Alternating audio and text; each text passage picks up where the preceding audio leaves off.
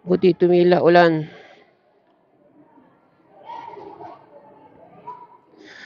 So let's go.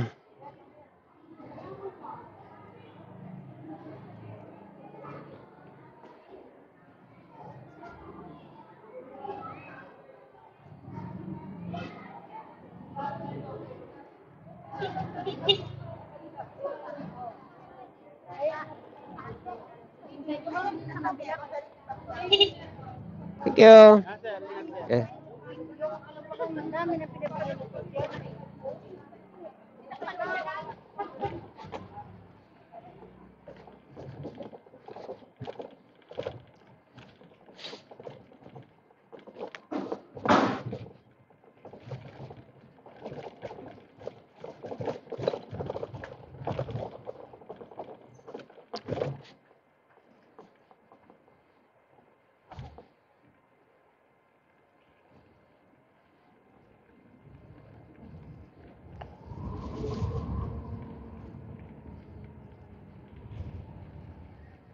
Activity today, pagbalik. Excuse, magpe-presyo. Gawa ko ng presyo. Presyo ko, ibabase ko sa hardware. Tapos, tataas akong konti kasi upautang to 1 month and a half. Kaabutin pang 2 months. Ang laking halaga na ito. Taasan na ng konti para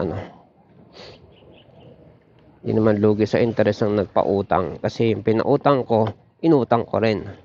Napakalaki ng interest. 66% in 3 years. So yeah.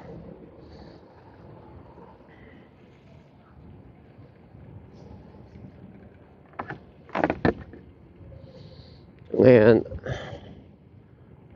uwi muna tayo para makapag-charge saka makapag office work.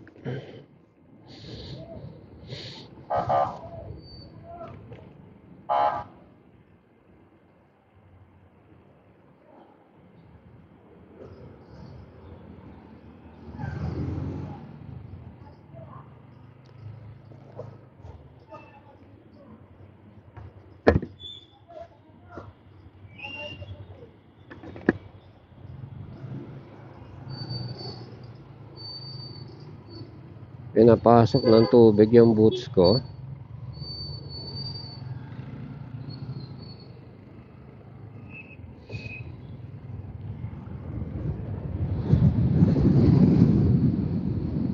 Agad mo, boy.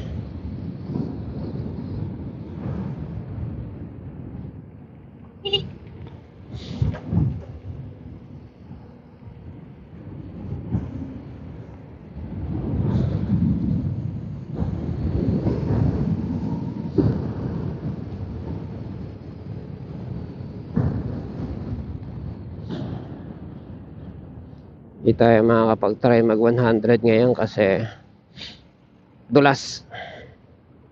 Pero kanina naka 99 kami ni teacher. Pulis pa rito.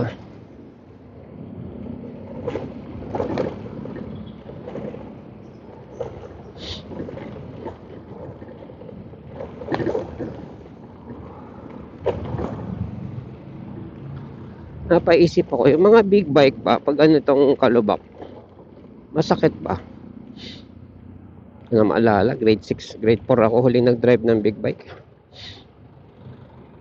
Pero kung meron man, hindi ko napansin. Kasi hindi naman malubak. Hindi naanan ko nung pina-joyride. Hindi joyride ang kasa, joyride drive. Grade 4 big bike. Ano yan?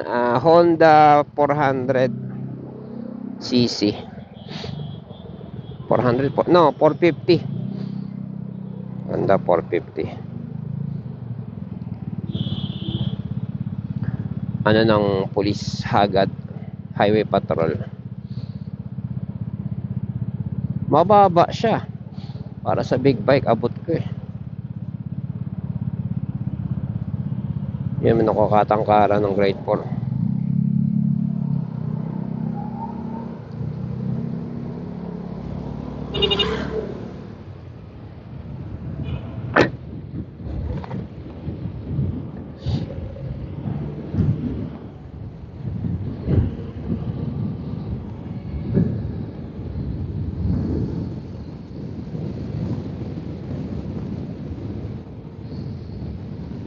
If you love your knee, don't go too fast.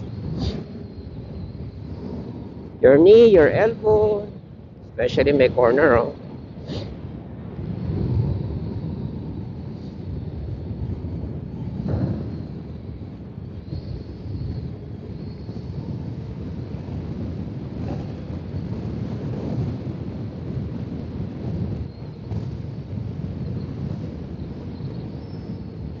Oy! Tangina mo. Sorry. Ah! Nakagulat lang.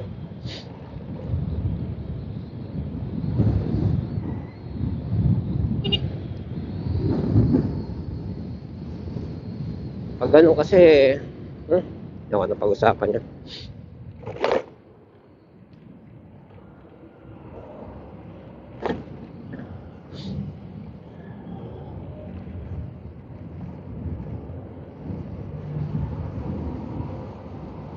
Ang baho.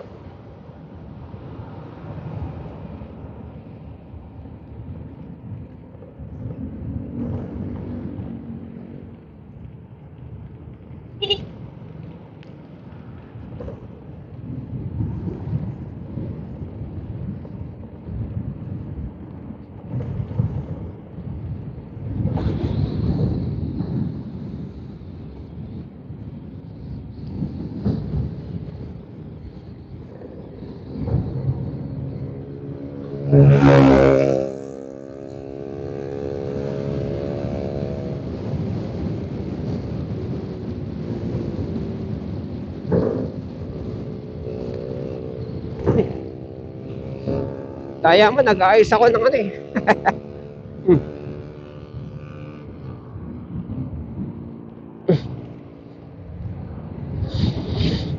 Pero matulin siya talagang patakbo.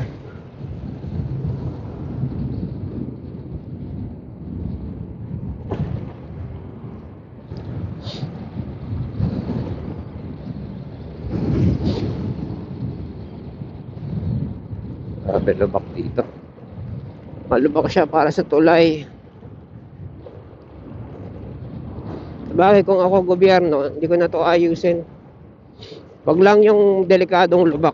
Saktong lubak lang para yung tao hindi masyadong magtutulin. Kasi tulay yan, delikado yan. Although sa Germany, wala silang speed limit. Meron silang highway na walang speed limit. O, saan ka pa, di ba? Kasi maganda naman yung mga sasakyan ng Europe eh. German. Example, Mercedes-Benz, BMW, Porsche, Audi, diba? Mga European car. Tipong 200 kph, okay lang. Parang normal lang sa kanila yun. Kasi ang ganda ng kalsada nila eh. Kaya yung yung Bugatti, sa Germany yung tinetest. Germany ba galing ang Bugatti? I know it's not American.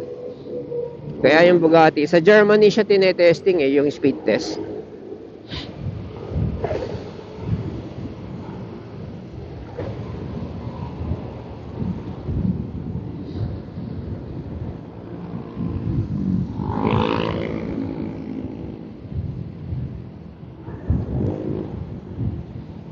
Gusto kong mag-gym, pero di ko magawa. May saksakan lang sa gym, bakit hindi?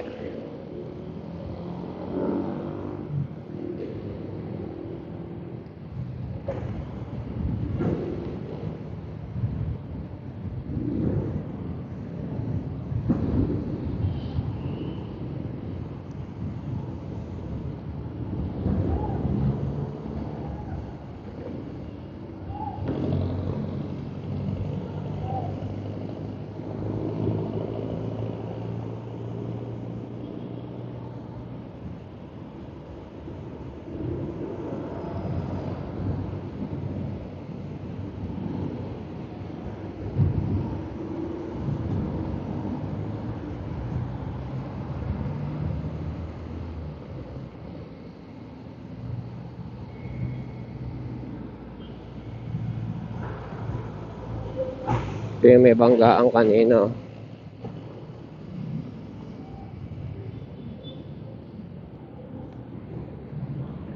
Good job mga traffic enforcer. Kahit hindi niya trabaho. For safety. Kasi mga debris na yan, delikado yan eh. Kahit 4 wheels ka pa, pag pumareno ka dyan, madalas. Salute to you!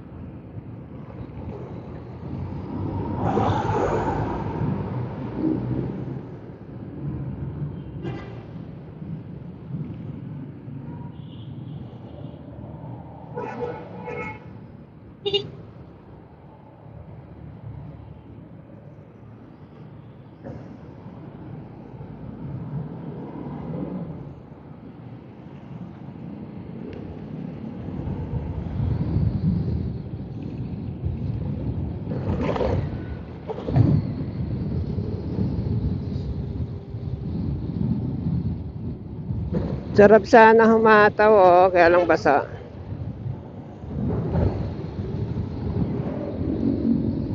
Delicate kasi itong Marcos Highway na to. Pwede pa rin itong daanan ng tao eh. Tawiran ng tao eh. Kaya no. Yan oh. Tapos blind spot yan. Yung mga poste na yan, blind spot yan. Pag yan may bumulaga na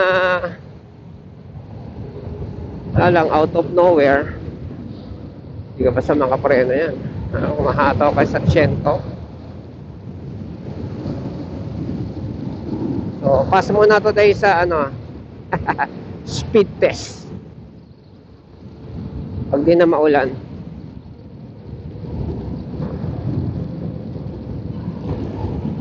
Tsaka parang tanghali na pala.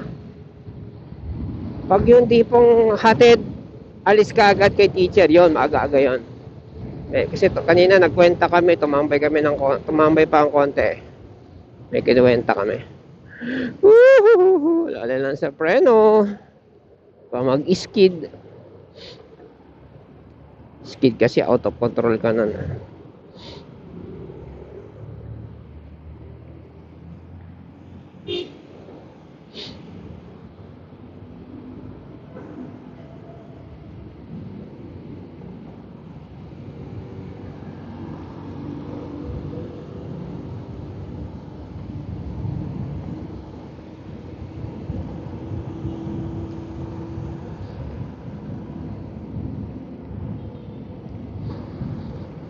Tinatawag na lang defensive driving, mga ganitong dikitan, di ba? Bigla may pumihit ng walang signal light, hindi nag-signal. Ibig sabihin, nag-change lane. O di, kailangan ready ka pumareno. Pero, ang sa akin, first instinct preno. Tapos, wag lalo na kung malakas preno, wag yung unless na nandiyan na sa harap mo, di ba? Yung preno mo alalay pa rin kasi pag nag-skid ka, out of control ka na nun eh. Kaya alalay, prenong sakto lang, di mo tatamaan. Kaya nga, delikado nga yung ganun kasi yung biglang pumipihit dahil aasa ka lang sa reflex mo, sa bilis ng reflex mo. Hindi naman lahat mabilis ang reflex.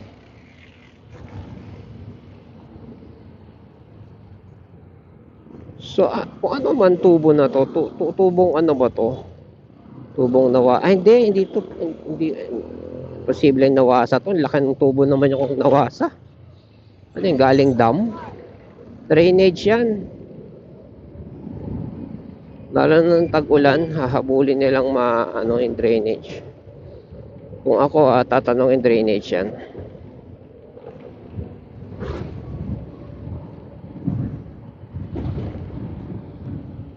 Oras na ba? 6 o'clock.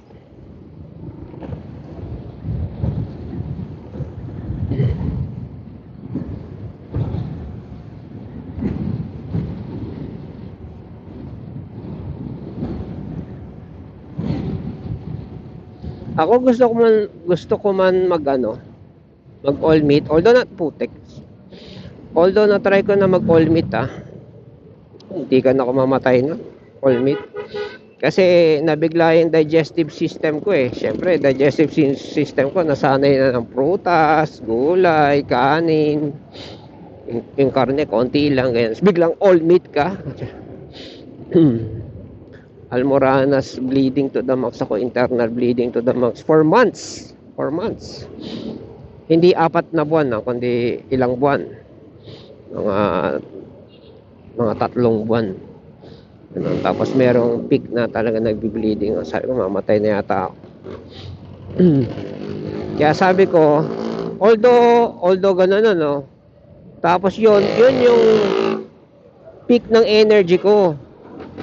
Hindi ko na kailangan mag energy drink kapag nagji-gym ako. Ganda ng ng energy ko. Ganda ng tawag nito. Yung nagwo-workout ako, ang ganda ng pawis ko, labas pawis ko kahit aircon, ganon. Tapos yun nga, no need for tag na ito, energy drink, ganyan. Energy drink kasi biglang sigla, biglang tamlay, di ba? Ganon. Merong sugar high, sugar low, ganyan. Sugar crash, hindi lang low. Iyon, parang haba ng workout ko. Ganyan, maganda yung level yon, hindi siya up and down, level yung ko energy. Tapos maganda yung level niya. Yan. Ngayon, inano ko na, sinaluan ko na ng prutas, ganon. Parang rice na lang halos tinanggal ko, ganyan. Ayun pala yung ko. Dapat pala ginagawa na nila yon. Siguro baka hindi mabenta kapag may lumot. Okay. Ako sa kanila, gawin na nila yun. Kasi yung palayok na binili ko, ang takaw sa tubig, mineral pa naman nila, purified pa naman nilalagay ko.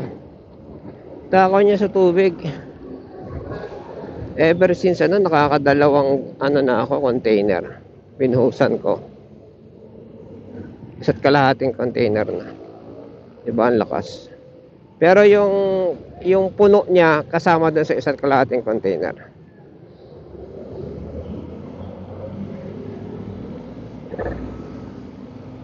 Tumatagas na nagbabasa-basa doon sa lababo. Lababo namin hindi naman maganda yung level diretso rin sa tubig diretso rin sa tubig, diretso rin sa sahig Kaya yun. Inaantay kong maglumot gaya ng sabi nung nagtitinda para daw maging waterproof. Ngayon, ginugol ko sa YouTube. Yung lumabas sa YouTube, sabing ganun sa YouTube, yung siya, parang pottery store, parang garden store siya, nagtitinda rin siya ng ng mga paso, ganyan. Sabi niya, and gumagawa siya ng paso. Sabi niya, para daw maging waterproof, meron silang tinatawag na binubuli. Hindi bully na bata, estudyante. Binubuli as in pinakikintab. Sabi niya labor intensive daw 'yon, parang siguro hindi na practical sa pagpepresyohan mo, ganon. Sabi niya. Tapos yung pinakita niya yung end result after pakintabin, ang ganda makintab. Sabi niya, yan pag makintab na ganyan, waterproof na yan, sabi niya ganon. Yung sample niya, parang may pinangkaskas lang siya something. Kung ano man yung pinangkaskas niya.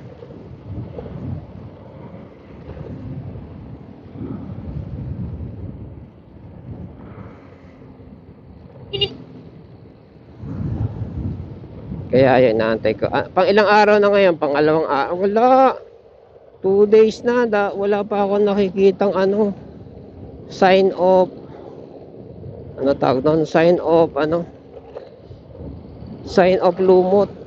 Wala ko, buti ng linggo yan, if not months. Sign of lumot. Although sa loob, nakita ko merong pahid ng semento. Pero, yun nga, pa rin, yung semento, dapat yun Sahara. Sa loob, hindi lang basta semento.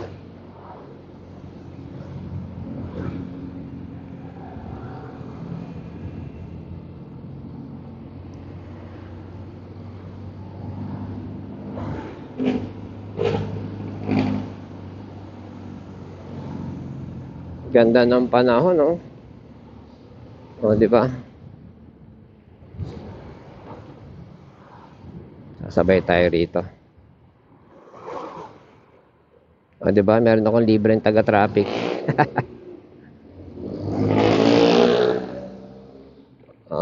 Okay. Ooh. So, swerte. Ang tumatawid.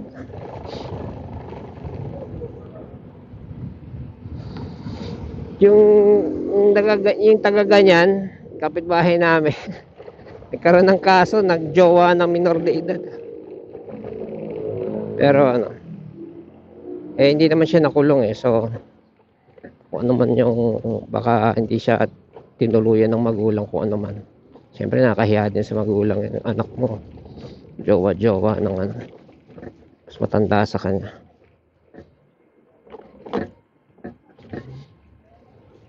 Cheese Max.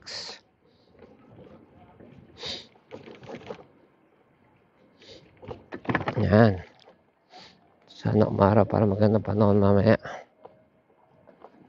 Tayo ay 77 volts. 5 volts ang nagastos natin at 24 kilometers. Parang 5 volts. Ilan yun? 577, 5 so 20. Kulang-kulang 5 kilometers. 5 kilometers per ano. Pre! Banta.